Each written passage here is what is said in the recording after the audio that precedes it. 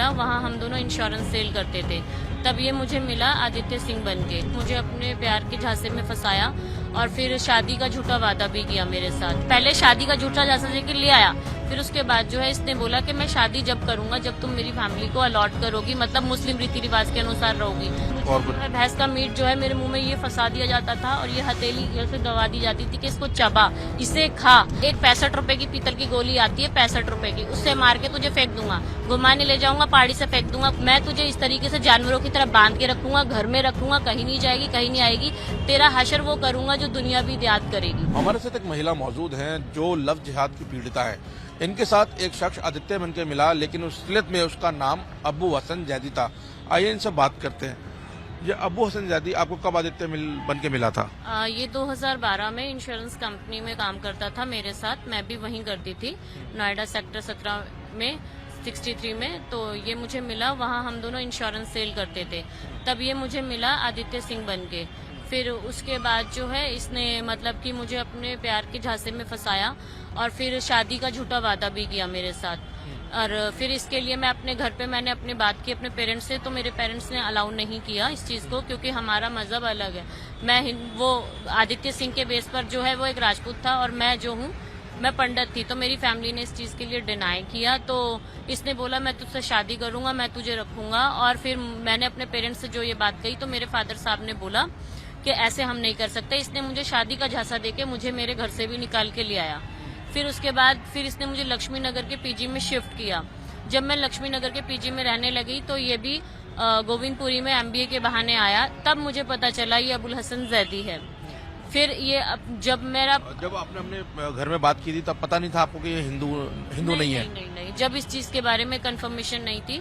फिर उसके बाद जब मेरे आगे पीछे कोई नहीं रहा तब मेरे पीछे बस यही था कि अब जिसकी वजह से मैंने किया उसी के साथ रहना है। फिर इसने मुझे प्रेशर देना शुरू किया कि आपको जो है मेरी फैमिली अब एक्सेप्ट, पहले शादी का झूठा झांसा लेके ले आया, फिर उसके बाद जो है इसने बोला कि मैं शादी जब करूंगा जब तुम मेरी फैमिली को अलॉट करोगी, मतलब मुस्लिम रीति रिवाज के अनुसार रहोगी, ताकि कल को मैं अपनी फैमिली को ये दिखा सकूं कि तुम एक मेरी मतलब कन्वर्टेड हो, सारा कुछ मेरी वजह से सीखा है। ये सब चीजें बोल के उसने सारी चीजें की।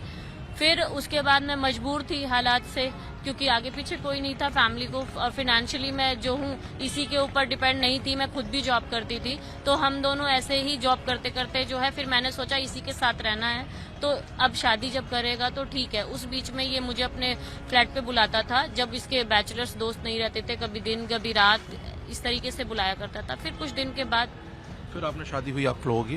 सर ऐसा करते करते जो है मुझे जब पता ही चल चुका था कि ये मुस्लिम है तो मैंने इस पर शादी का बोला, प्रेशर दिया कि अब शादी कर, क्योंकि तू शादी लेकर आया, मेरे साथ ऐसे रहता है।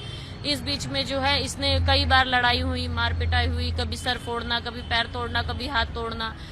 और फिर इसके जो रिलेटिव है वो भी हमारे पास आते थे। फिर इस बीच में इसे लगा कि अब जो है यहाँ पर नहीं हो पा रहा है, तो इसने अपने रिलेटिव जो दानिश भाई हैं उनका एक फ्लैट लिया। फ्लैट लेने के बाद जो है वो इनके बुआ के जो है रिश्तेदार में बेटे लगते हैं, उनका फ्लैट पे हम रेंट पे रहने लगे।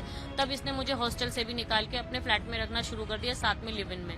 जब मैं वहाँ रहती रही सर, तो फिर क्या कहते हैं उस बीच में मार पिटाई खूब ज्यादा होती रही। फिर इसने क्या किया, वहाँ से शिफ्ट करके, क्योंकि लड़ाई बढ़ती जा रही थी, तो कभी इस फ्लैट में, कभी उस फ्लैट में, कभी लक्ष्मी नगर में, कभी मुनीरका में, कभी क्या कहते हैं वापस बटला हाउस में ही रहने लगे। शादी नहीं करी जब तक आपसे? नहीं, जब नहीं करी। फिर जब मुझे लगा कि अब कुछ नहीं हो रहा, मैं थाने जाने के लिए खड़ी हो गई। सो दैट सिचुएशन इसने क्या किया 27 अक्टूबर 2020 में, क्योंकि ये शिया कम्युनिटी से बिलोंग करता था, तो इसने मुझसे ये कहा कि मैं जो हूँ मुहर्रम खत्म होती तो उससे शादी कर लूंगा नबी के बाद। तब ये अपने गांव अमरोहा के पास जो है नौगावा मुरादाबाद के पास पड़ता है, वहां ले गया। जो इनका दानिश भाई था वो उसका साला था जिसने मेरा निकाह पढ़वाया, वर्बली मुझसे निकाह पढ़वाया गया है। वो पहले शादीशुदा था? नहीं, मेरे से ही मतलब एक निकाह पढ़वाया, झूठ मूठ का स्वांग रचाया। मीन्स अगर मैं कहूँ तो वहाँ पे एक मौलाना थे, एक गांव से स्थित और मौलाना वहीं नौगांव से आए थे। इसने मुझसे वर्बली निकाह पढ़वाया, जिसमें कि इसके दानिश भाई जो है, ये 27 अक्टूबर 2020 की बात है सर। जी।